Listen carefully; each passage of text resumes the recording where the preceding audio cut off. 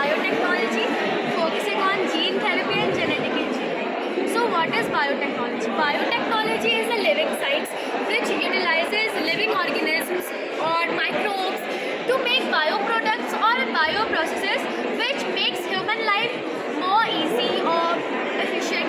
So biotechnology के दो main branches हैं जिनको मैं यहाँ कवर करने वाली हूँ, which are gene therapy and genetic engineering. तो ये जीन थेरेपी और जेनेटिक इंजीनियरिंग दोनों सुनने में तो बहुत ही कॉमन लग रहे हैं और दोनों में एक वर्ड आ रहा है जीन और जेनेटिक। तो जानते हैं जीन या जेनेटिक ये आया कहाँ से?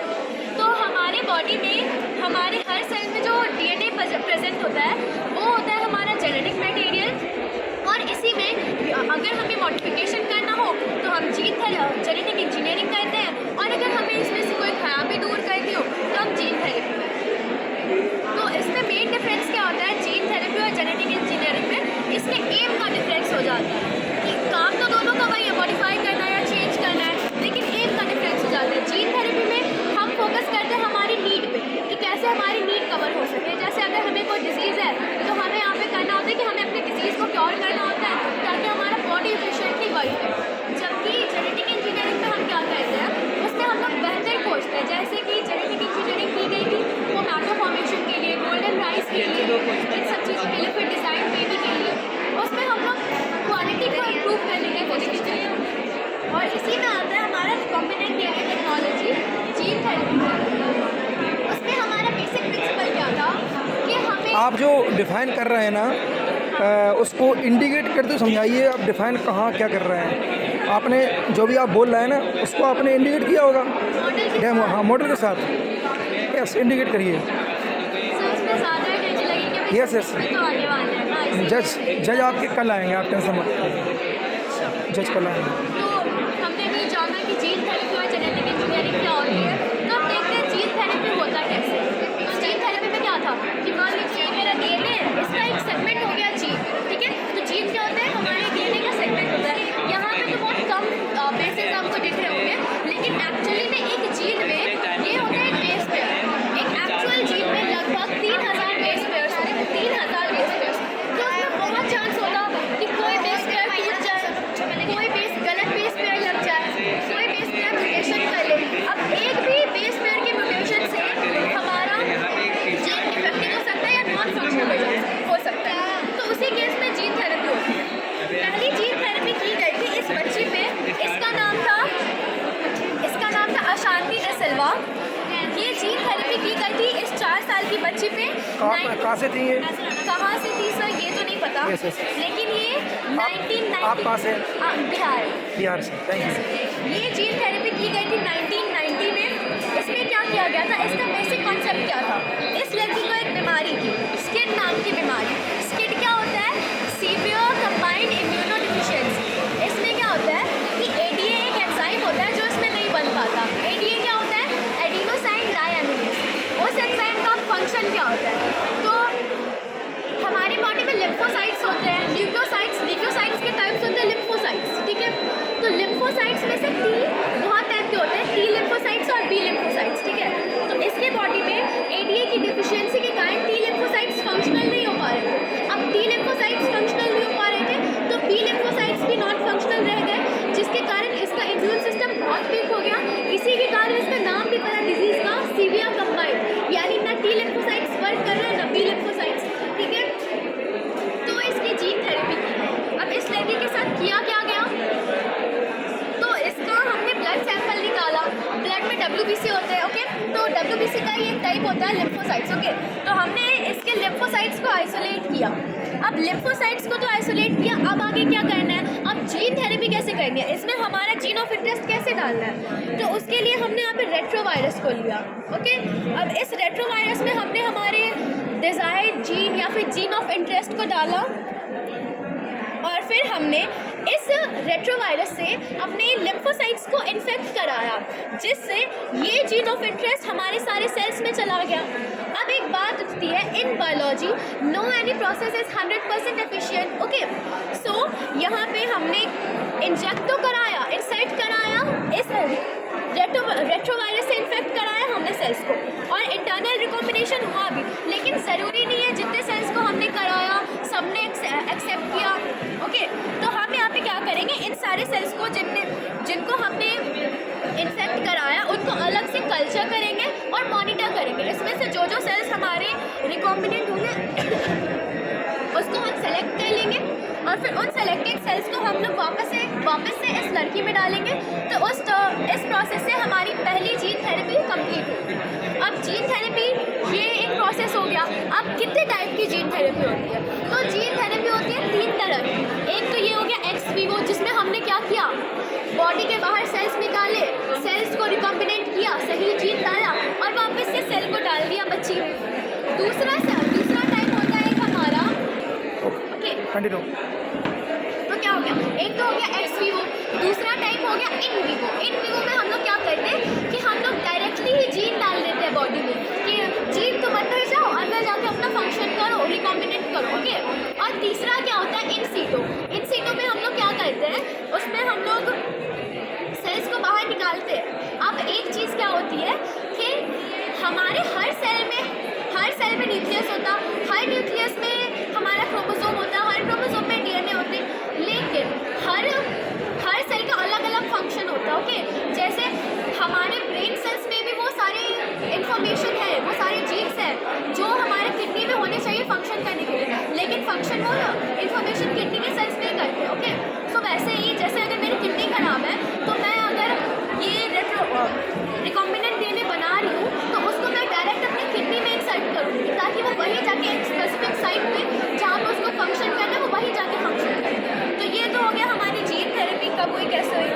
अब जो मैं रिकॉम्बिनेशन की बात कर रही हूँ और जीन ऑफ इंटरेस्ट की बात कर रही हूँ, तो ये सब कहाँ से आता है? ओके। सो इसका बेसिक कॉन्सेप्ट ये था रिकॉम्बिनेशन का कि हम लोग एक वेक्टर लेंगे, उसको वेक्टर को कट कर देंगे और अपना जीन इसमें डाल देंगे। तो ये हो गया हमारा रिकॉम्बिनेशन। अब ये इतना इजी प्रोसेस तो है नहीं, तो जानते ही हुआ कैसे। ओके।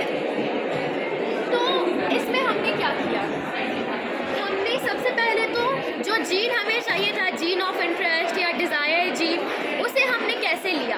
मान लीजिए मेरे पास कोई जीन नहीं है या डिफेक्टिव है और आपके पास है, तो एक टाइम मैं आपसे वो ले सकती हूँ, एक टाइम तो कोई भी लेगा। ओके। तो हमने एक टाइम आपसे एक हेल्दी सेल से डिज़ायर जीन लिया, हमने डीएनए निकाला, डीएनए आइसोलेशन किया, फिर उसको रिस्ट्रिक्शन डाइजेशन क्या हुआ कि रिस्ट्रिक्शन एंजाइम का यहाँ पे एक्ट कराया। कैसे कराया देखते हैं। ये मान लीजिए मेरा जीन है। ओके। तो यहाँ पे बेस सीक्वेंस है। ओके। तो इस बेस सीक्वेंस में हमने कराया, कैसे कराया, तो हमने रिस्ट्रिक्शन एंजाइम्स जो होते हैं ना वो कट करने का काम करते हैं। कैसे करते हैं देखते हैं। तो 2 तरह से करते हैं, एक तो हो गया ब्लंट कटर्स, एक हो गया स्टैगर्ड कटर्स। ठीक है। तो हमने यहाँ पे स्टैगर्ड कटर्स का यूज़ किया। तो उसमें क्या होता है कि वो हमें स्टिकी एंड्स देते हैं। कैसे एंड्स देते हैं, जैसे ये हो गया हमारा एक न्यूक्लियोटाइड चेन, ये मेरा दूसरा न्यूक्लियोटाइड चेन और ये बेस पेयर। तो वो यहाँ पे हमारे हाइड्रोजन बॉन्ड्स को तोड़ते हैं और हमें कैसा सीक्वेंस देते हैं, तो हमें पैलेंड्रोमिक सीक्वेंस देते हैं। अगर हमारे पास पैलेंड्रोमिक सीक्वेंस है तो हमें मिलेंगे स्टिकी एंड्स। तो स्टिकी एंड्स या पैलेंड्रोमिक सीक्वेंस क्या होता है, वो सेल्फ कॉम्प्लीमेंट्री होते हैं। ओके। और स्टिकी एंड्स भी वैसे ही हो जाते हैं।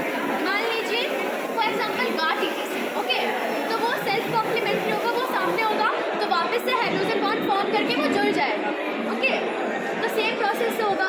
तो यहाँ पे हमने रिस्ट्रिक्शन डाइजेशन से कट कर दिया, हमें मिल गए स्टिकी एंड्स, फ्री एंड्स, जो कि बाद में जाके जुड़ सकते हैं। ठीक है।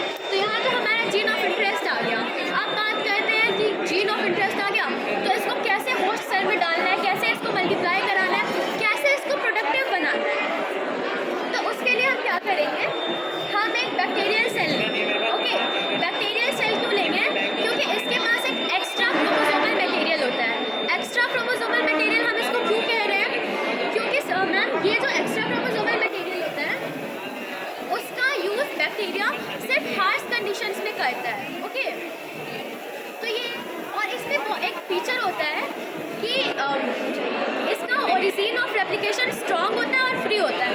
यानी कि अगर ये प्लाज्मिड डिवाइड करेगा भी, यानी ये क्रोमोसोमल मटेरियल अगर डिवाइड करेगा भी तो सेल डिवीजन नहीं होगा। जबकि नॉर्मल हमारा जो जेनेटिक मटेरियल होता है या फिर क्रोमोसोम होता है वो अगर डिवाइड करना है तो सेल डिवीजन करा देता है। इसमें वैसा नहीं है, इसलिए हमने इसके प्लाज्मिड को सेलेक्ट किया। अब यहाँ पे वाइल्ड प्लाज्मिड, तो फिर यहाँ पे मैंने वाइल्ड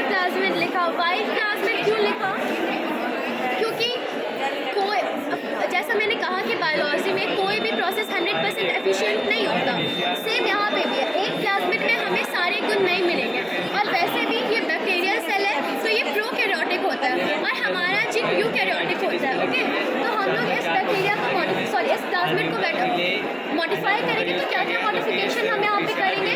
हम यहाँ पे इन केस अगर इसमें रिलैक्स्ड ओरिजिन नहीं है तो हम लोग यहाँ पे एक रिलैक्स ओरिजिन ऐड करेंगे, जिसके कारण ये मल्टीपल कॉपीज प्रोड्यूस कर पाएगा। सेकेंड थिंग हम यहाँ पे क्या ऐड करेंगे? हम यहाँ पे यूकैरियोटिक प्रमोटर ऐड करेंगे, eukaryotic ribosomal binding site add करेंगे, यूकैरियोटिक टर्मिनेटर ऐड करेंगे और उसके बाद हम लोग यहाँ पे कुछ रेस्ट्रिक्शन एंजाइम्स के लिए रेस्ट्रिक्शन साइट्स ऐड करेंगे। और अब क्योंकि हम आगे देखेंगे कि यहाँ पे कैसे हम लोग इसको सेलेक्ट करते हैं, तो उसके लिए हम लोग यहाँ पे सेलेक्टेबल मार्कर जीन्स या फिर सेलेक्टेबल मार्कर जीन्स ऐड करेंगे। तो यहाँ पे मैंने 2 सेलेक्टेबल मार्कर जीन्स ऐड किया है। पहला तो ये लैक्सेट और दूसरा ये एम्पिसिलिन। ओके, तो ये हमारा हो गया मॉडिफाइड वेक्टर। अब हम इस वेक्टर को कट करेंगे इको R1 एंजाइम से, तो हमें यहाँ पे कुछ स्टिकी एंड्स मिल गए। इसी एंजाइम से हम लोग अपने जीन ऑफ इंटरेस्ट को भी कट करेंगे, जिससे हमें सेम एंड्स मिलेंगे। ओके, तो अब यहाँ पे हम दोनों ये दोनों हमारा वेक्टर और हमारा जीन ऑफ इंटरेस्ट ये दोनों रिकॉम्बिनेशन कर लेगा। क्यों? क्योंकि यहाँ पे फ्री एंड स्टिकी एंड्स है। ओके, और इस प्रोसेस को हम लोग लाइगेशन करेंगे। ओके, इन केस अगर हमने ब्लंट कटर्स यूज़ किए और हमें इस टाइप के ब्लंट एंड्स मिल गए, इस टाइप के ब्लंट एंड्स, तो इनमें तो स्टिकी एंड्स है नहीं, ना ही इनमें फ्री बेसिस है ताकि हाइड्रोजन बॉन्ड बन सके। तो इन्हें ऐड करने के लिए हम लोग यहाँ पे क्या अगर हमने वैसे एंड्स यूज़ किए हैं तो हम लोग यहाँ पे T4 DNA लाइगेज यूज़ करते हैं। ये एंजाइम हम लोग को T4 बैक्टीरियोफेज से मिलता है, ठीक है, उससे वो यहाँ पे हमारा लाइगेशन करा देता है। वैसे यहाँ पे तो नॉर्मली लाइगेशन हो गया क्योंकि स्टिकी एंड्स है। अब हमने रिकॉम्बिनेंट डीएनए बना लिया, तो अब हमें इस रिकॉम्बिनेंट डीएनए को वापस से सेल्स में डालना पड़ेगा ताकि वो अंदर ग्रो करे, रिप्रोड्यूस करे और एक्सप्रेस कर सके अपने आप को। तो हम यहाँ पे क्या करेंगे कि हमने कल्चर मीडियम लिया, उसमें हमने सेल्स को डाला। कैसे सेल्स को डाला? तो हमने इसमें कॉम्पिटेंट सेल्स को डाला। अब बात उठती है कि ये तो प्रोसेस हम करा रहे हैं ट्रांसफॉर्मेशन का प्रोसेस। ट्रांसफॉर्मेशन क्या हो गया कि किसी भी फॉरेन डीएनए को सेल में डालने का प्रोसेस ट्रांसफॉर्मेशन हो गया। अब कॉम्पिटेंसी की मैंने बात की कि सेल्स को कॉम्पिटेंट बनाना है या फिर कॉम्पिटेंट सेल्स को लेना है। वो क्यों करना है? क्योंकि कोई भी सेल अलाउ नहीं करता किसी भी फॉरेन बॉडी को हर टाइम कि तुम मेरे अंदर आओ। जैसे हम लोग भी किसी को भी हर वक्त अलाउ नहीं करते, एक्सेप्ट नहीं करते हैं, एक्सेप्ट नहीं करते, क्यों एक्सेप्ट करना है? लेकिन एक समय आता है जैसे फेस्टिवल्स हुआ, उस वक्त हम एक्सेप्ट करेंगे कि तुम घर आओ। सेम हम लोग इसके साथ करते हैं। तो कॉम्पिटेंसी वैसी फेज होती है सेल, मतलब एक्सेप्ट करने का एक निश्चित टाइम रहता है, होता है। कॉम्पिटेंसी एक फेज है, उसी टाइम पे क्लियर करवाना है। उस टाइम पे क्या होता है कि सेल किसी भी फॉरेन बॉडी को, फॉरेन डीएनए को एक्सेप्ट करता है। ओके, तो ये सारे हमने कॉम्पिटेंट सेल बनवाए। अब कॉम्पिटेंट सेल क्यों बनवाए? क्योंकि हमें ये रिकॉम्बिनेंट डीएनए जो हमने बनाया, इससे हमें जो प्रोडक्ट चाहिए वो हमें ह्यूमन वेलफेयर के लिए चाहिए, तो लार्ज स्केल पे चाहिए। तो लार्ज स्केल पे अगर हम लोग कोई भी वर्क कर रहे हैं तो हम लोग चाहेंगे कि हमारा सक्सेस रेट ज़्यादा से ज़्यादा हो। तो ज़्यादा से ज़्यादा सक्सेस रेट के लिए हमने यहाँ पे कॉम्पिटेंट सेल्स को लिया। अब एक बात आती है कि हर सेल हर टाइम पे कॉम्पिटेंट तो होता नहीं है, तो हम यहाँ पे फोर्सफुली भी इनको कॉम्पिटेंट कभी कभी कराते हैं। फॉर एग्जाम्पल बहुत सारी प्रोसेसेस होती है, जैसे लाइपोसोम्स के थ्रू या फिर हीट स्ट्रोक्स के थ्रू या फिर माइक्रो प्रोजेक्टाइल बम्बार्डमेंट के थ्रू या फिर जीन गन जिसको हम लोग कहते हैं उसके थ्रू। तो इसमें क्या होता है कि कॉम्पिटेंट सेल्स है, मैंने अपना डीएनए डाला तो इन सेल्स ने एक्सेप्ट किया। ओके, अब यहाँ पे आप देख रहे हैं 3 टाइप के सेल्स, तो वो क्या है? तो ये हमारा कल्चर मीडियम। अब इसमें कुछ ऐसे सेल्स होंगे जिन्होंने एक्सेप्ट ही नहीं किया कोई भी डीएनए। हो सकता है वो कॉम्पिटेंट नहीं हो पाए हो या फिर उन्होंने नहीं किया। अब हमारे पास दूसरा एक सेल आता है जो ट्रांसफॉर्म किया और रिकॉम्बिनेंट भी है, यानी इसने वैसे डीएनए के साथ ट्रांसफॉर्मेशन किया जो कि रिकॉम्बिनेंट था। और एक ये पूरा आपको ग्रीन दिख रहा होगा, यानी प्लेन वेक्टर दिख रहा होगा। ये ऐसा क्यों है? क्योंकि हमने बताया ये आपका लास्ट स्टेज हो गया, कंप्लीट हो गया ये? नहीं, अभी और भी है। नहीं, यहाँ पे तो कंप्लीट हो गया ना। हाँ, इस प्रोसेस में हाँ, T/NR। यस। यस। आगे बताएं। इसका मतलब है ट्रांसफॉर्म किया, हाँ। लेकिन नॉन रिकॉम्बिनेंट डीएनए के साथ किया। अच्छा। नॉन रिकॉम्बिनेंट ये क्यों रह गया? क्योंकि वो उस प्लाज्मिड को हमने कट तो किया, लेकिन जब हमने इसे कट किया तो इस हमारे जीन ऑफ इंटरेस्ट को इंसर्ट करने का मौका नहीं मिला। जो पार्ट कटा था वो खुद से जुड़ गया। ओके, तो उस केस में हमारे पास नॉन रिकॉम्बिनेंट डीएनए आ जाता है, यानी प्लेन वेक्टर ही आ जाता है हमारे पास। ठीक है, तो अब ये तो प्रोसेस हो गया। कुछ हमारे पास सेल्स आ गए ट्रांसफॉर्म, कुछ आ गए नॉन ट्रांसफॉर्म। अब हम पता कैसे लगाएंगे कि हमें, अच्छा, इसमें मतलब सभी प्रकार के हैं? हाँ सर, दोनों प्रकार के हैं इसमें? तीनों प्रकार के। 3 प्रकार के हैं। Non transform, transformed with recombinant and transformed with non recombinant. Okay, तो अब हमारे पास इस टाइप के सेल्स आ गए। अब हमें क्या करना है कि हमें पता लगाना है कि कौन से सेल्स को हमें ग्रो करना है। हमारी ज़रूरत है ट्रांसफॉर्म्ड रिकॉम्बिनेंट सेल्स, तो हमें उसे पता लगाना है। तो उसके लिए मैंने बताया था, हाँ, एक और चीज़, ये सारे कॉम्पिटेंट सेल्स तो हैं, लेकिन ये वैसे सेल्स हैं जैसे यहाँ पे मैंने डाला एम्पिसिलिन रेजिस्टेंट जीन, यहाँ पे मैंने डाला, और ब्लैक सेल्स जीन डाला। ठीक है, लेकिन जो हम सेल्स लेंगे वो ऐसे सेल्स लेंगे जिसमें ना ही लैक्सेट हो और ये सेल्स एम्पिसिलिन सेंसिटिव हो, यानी एम्पिसिलिन डालने पे ये सेल्स मर जाए। ओके, और लैक्सेटिव का जीन नहीं है। तो अब ऐसे सेल्स हमने ले लिए। अब यहाँ पे क्या हुआ, अब हम यहाँ पे चेक करेंगे कि हमें कैसे सेल्स चाहिए। तो हम यहाँ पे, क्योंकि मेरे पास ऐसे सेल्स हैं जिनमें मैंने एम्पिसिलिन का यूज़ किया है, एम्पिसिलिन का जीन डाला है, एम्पिसिलिन रेजिस्टेंट जीन, तो इसके पास भी एम्पिसिलिन रेजिस्टेंट जीन है, इसके पास भी एम्पिसिलिन रेजिस्टेंट जीन है। ओके, तो अगर मैं यहाँ पे एम्पिसिलिन को इंसर्ट करूँगी तो ये दोनों तो रेजिस्ट कर लेंगे क्योंकि इनके पास वो जीन आ गया, लेकिन ये वाला सेल जिसने ट्रांसफॉर्मेशन नहीं किया, उसके पास तो जीन नहीं आया और वो पहले से भी सेंसिटिव था, तो वो एम्पिसिलिन से मर जाएगा। अभी अगर एम्पिसिलिन से मर गया तो इसकी तो चिंता ही हट गई, झंझट हट गया। अब हमारे पास बचते हैं 2 सेल। ठीक है, एक हमारे पास, ये दोनों ही इनएक्टिव हो गए, ये ग्रो नहीं कर पाएगा, ये फंक्शन नहीं कर पाएगा। ओके, और अब हमारे पास 2 सेल आ गए।